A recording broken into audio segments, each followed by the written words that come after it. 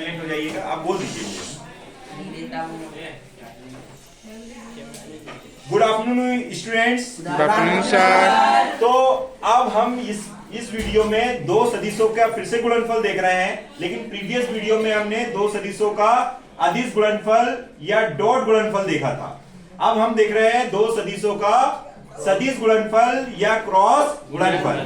भाई दो सदिशों का क्रॉस गुणनफल को हम सदिश गुणनफल इसलिए बोलते हैं क्योंकि उसका उत्तर भी क्या आता है, सदिश आता है। जैसे मैं अगर एग्जांपल दूं आपको, बल युग्म आघूर्ण जिसको हम टॉर्क बोल रहे थे, वो दो सदिशों का क्रॉस गुणनफल होता है, position vector R cross F vector. तो ये क्या होता है, सदिश गुणनफल है, क्योंकि आंसर जो आएगा वो सदिश आएगा। अब देखो, जैसे हमने अदिश गुणनफल में दो सदिश लिए थे, माने थे, वही सदिश हमने यहां पर मान लिए, सदिश ए और सदिश बी, और इनका गुणनफल में उसमें क्या लगाया था, डॉट, इसमें क्या लगा दिया हमने, क्रॉस। अब इधर आ जाइएगा, इसमें ये जो डॉट है इसको हमें क्या लिखना पड़ेगा, क्रॉस। तो ये ए क्रॉस बी हो जाएगा। ए क्रॉस बी होता तो ए का परिमाण बी का परिमाण साइन थीटा, और साथ में आएगा यूनिट वेक्टर, मतलब एकांक सदिश। एकांक सदिश यहाँ पर ये बताता है दिशा। एकांक सदिश क्या बताएगा, दिशा। और थीटा क्या है, दो सदिशों के बीच में कोण है।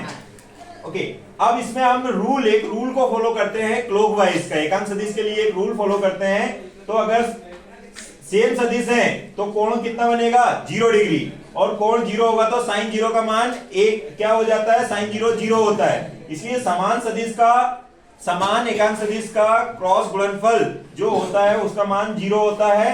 और अगर i क्रॉस j है तो नेक्स्ट वाला आएगा k, j क्रॉस k है तो नेक्स्ट वाला आएगा i। जैसे j क्रॉस k है तो i आएगा, k क्रॉस i है तो j आएगा। लेकिन अगर इसका रिवर्स करेंगे, उल्टा जाएंगे, एंटी क्लॉकवाइज आएंगे, तो जैसे i क्रॉस k किया तो माइनस j आ जाएगा, k क्रॉस j किया तो माइनस i आ जाएगा।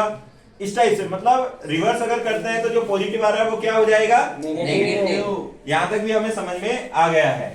अब हम यहाँ पर क्रॉस प्रोडक्ट को, जैसे हमने डॉट प्रोडक्ट में डॉट लगाया था, वहां पर सब जगह क्या आ जाएगा, क्रॉस आ जाएगा।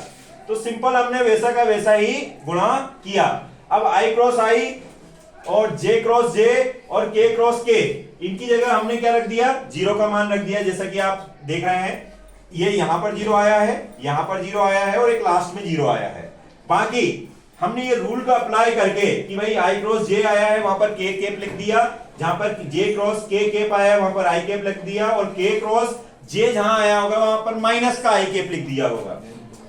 जब इनको किया, इसके बाद में हमारे पास i वाली दो टर्म्स मिली है, j वाली दो टर्म्स मिली है, और k वाली भी दो टर्म्स मिली है। उनको हमने क्या किया, अरेंज किया, और दोनों में से i कैप कॉमन आ गया, j कैप कॉमन आ गया, और k कैप कॉमन आ गया। तो ओवरऑल जो हमारा आंसर आया दो सदिशों के क्रॉस गुणनफल से, वो आंसर क्या आ रहा है, i कैप, j कैप और k कैप के फॉर्म में। इसका मतलब है कि जब दो सदिशों का क्रॉस गुणनफल होगा, कौन सा गुणनफल, क्रॉस गुणनफल है, तो आंसर हमारा हमेशा सदिश राशि आता है। इसलिए आखिरी में आंसर में क्या बचेंगे, i कैप, j कैप और k कैप। आई होप समझ में आ गया होगा। Thank you.